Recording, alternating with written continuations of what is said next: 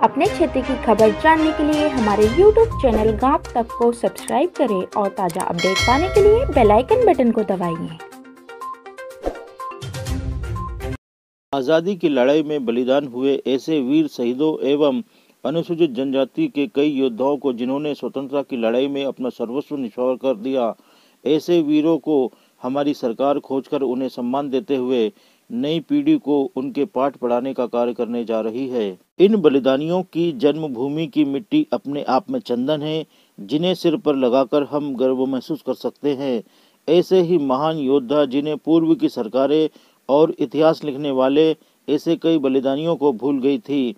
टंट्या मामा, बिरसा मुंडा, शंकर शाह जैसे अनुसूचित जनजाति वर्ग के साथ कई और योद्धाओं को हम याद कर रहे हैं। यह बात गौरव कलश यात्रा में शामिल प्रदेश के वन मंत्री डॉक्टर कुंवर विजय शाह ने खालवा, खार, सिंगोट व अन्य स्थानों पर क्षेत्रवासियों को संबोधित करते हुए कही। मंत्री श्री शाह ने कहा कि बड़ौद अहीर में जन्मे टंट्या मामा, जिन्होंने अकेले ही अंग्रेजी सेना से मुकाबला किया, लूटा और उस लूट के पैसों को गरीब आदिवासियों में बांटा।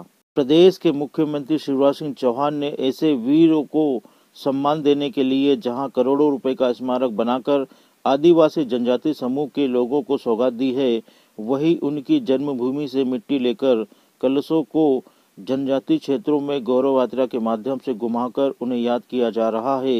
यह यात्रा पूरे आदिवासी क्षेत्रों से होकर आगामी 4 दिसंबर को इंदौर जिले के पाताल पानी पहुंचेगी, जहां टंट्या मामा को फांसी दी गई थी। उस बलिदान भूमि पर गौरव कलश यात्रा का समापन होगा। पूरे मध्य प्रदेश के आदिवासी लाखों की संख्या में पहुंचेंगे और टंट्या मामा को नमन करेंगे। इतिहास पढ़ाना चाहिए था कि नहीं?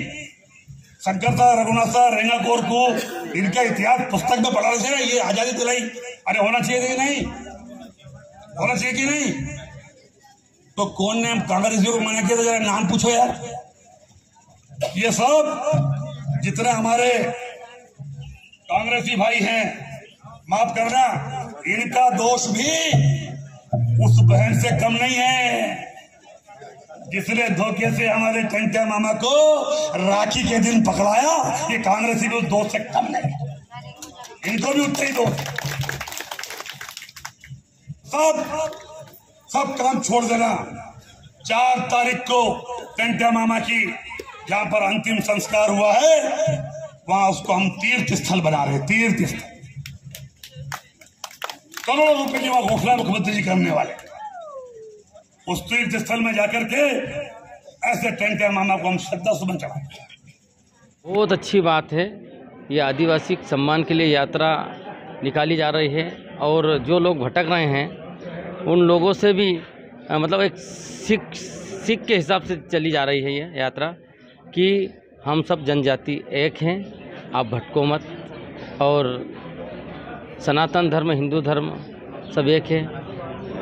और ये यात्रा जो निकल रही है एक ऐतिहासिक यात्रा है।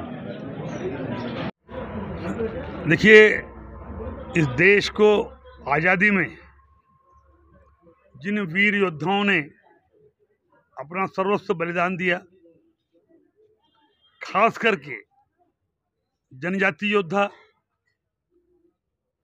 क्योंकि देश के आज़ादी का इतिहास जिनकी सरकार थी उन्होंने जो लिखवाया, उन्होंने हमारे खासकर जनजाति वीरों के साथ नाइंसाफ़ी करी और उनके इतिहास को आने वाली पीढ़ियों के लिए उचित मान सम्मान के साथ नहीं लिखा गया। जंगल सत्याग्रह की हमारी सिवनी की मुंडा बहनें हों, बिरसा मुंडा हो, शंकर शाह, रघुनाथ शाह हो, टंट्या मामा हो, ख्वाजा नायक हो, रघुनाथ मंडलोई हो, चाहे भीमा नायक हो, ऐसे अनेकों अनेक वीर जिनकी शहादत और जिनने अंग्रेजों से लड़ते हुए अपना सर्वस्व बलिदान कर दिया। देश की आज़ादी का इतिहास लिखने वालों ने उनके साथ नाइंसाफ़ी करी और मैं तो कहता हूँ गद्दारी करी।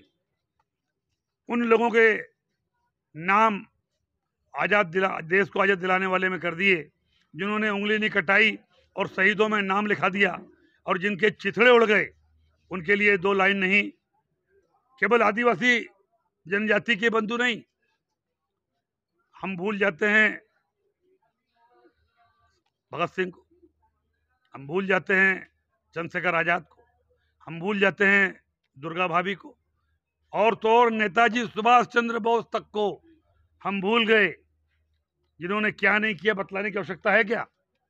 तो इसलिए मैं अगर ये बात कहता हूं दमदारी के साथ कि देश की आज़ादी का इतिहास लिखने वालों ने इन सब के साथ, वीर शहीदों के साथ, जनजाति के वीर शहीदों के साथ नाइंसाफी करी।